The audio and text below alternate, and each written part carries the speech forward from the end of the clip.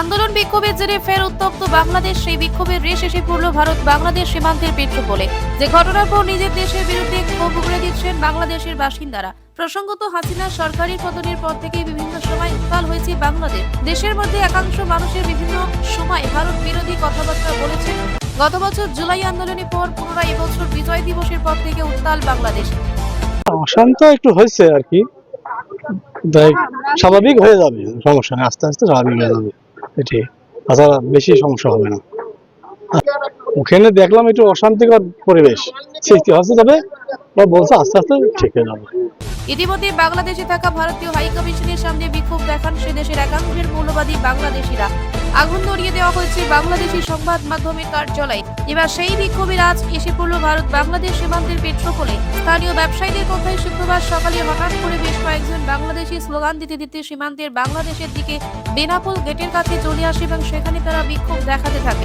একাধিক ভারত বিরোধী স্লোগান দিতে থাকে বিক্ষোভকারীরা। প্রাথমিকভাবে উপস্থিত বিজিবি সদস্যরা বিক্ষোভকারীদের আটকান। সেই সময় সীমান্তের এপারে পেট্রোপোলে সতর্ক অবস্থান নেয় বিএসএফ জওয়ানেরা। রীতিমতো অ্যাকশন মোডে খালি করে দেওয়া হয় পেট্রোপোল বেনাপোল সীমান্ত। বিএসএফ এর পক্ষ থেকে অতিরিক্ত নিরাপত্তার ব্যবস্থা করা হয়। ওখানে কে মারা গেছে শুনেছি মিডিয়া, সোশ্যাল মিডিয়া মারফত, এবং সেটাকে সূত্র ধরে ভারতবর্ষের প্রতি যে বিদ্বেষ, ঘৃণা, একটা মব এসে যেভাবে এই পেট্রাপোল সীমান্তে যেভাবে তাদের যে অশ্লীল ভাষা, ভারত বিদ্বেষী ভাষা, সেগুলো আমাদেরকে খুব ব্যথিত করেছে। আমরা চাইনি যে, আমরা বাঙালিয়ানে বিশ্বাসী, বাংলাদেশ এবং ইন্ডিয়া, এই পশ্চিমবাংলা একটা অভেদ্য সম্পর্ক রয়েছে, দীর্ঘদিনের একটা ভ্রাতৃত্ব বন্ধন রয়েছে। কিন্তু ওদেশের বুদ্ধিজীবী মানুষ, ওদেশের যারা সুশীল নাগরিক, যাই না তাদের মধ্যে কি রেখাপাত করেছে, কিন্তু আমরা খুব আশাহত, খুব দুঃখিত। প্রত্যক্ষদর্শীরা জানান, বেশ কিছুক্ষণ বেনাপোল গেটের সামনে বিক্ষোভ স্লোগান চলার পর অবশেষে ব্যবস্থা নেয় সেদেশের সীমান্তে পাহারারত জওয়ানেরা। পরবর্তীকালে লাঠিচার্জ করে বিক্ষোভকারীদের ছত্রভঙ্গ করেন বিজিবি। বারংবার বাংলাদেশের উত্তপ্ত পরিস্থিতি এবং সেই সঙ্গে একাংশের মৌলবাদী বাংলাদেশিদের ভারত বিরোধী বক্তব্যে এক প্রকার বিরক্ত সেদেশের সাধারণ শুভবুদ্ধি সম্পন্ন মানুষ।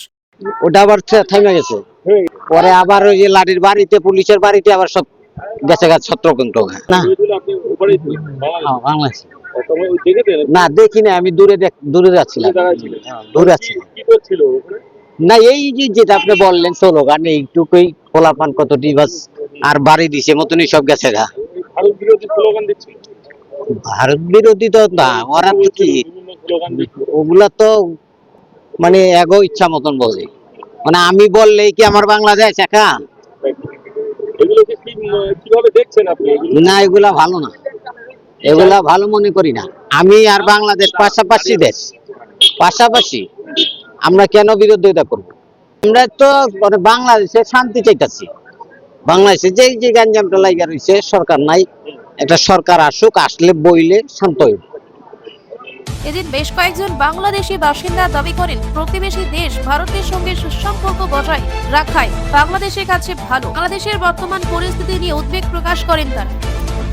আমরা তো আবার আওয়ামী লীগ সরকার ফিরে আসুক, এটা তো যে এনসিপি লোকেরা ওরা করতেছে এগুলো আর কি, যারা নতুন সরকার গঠিত হয়েছে তারা।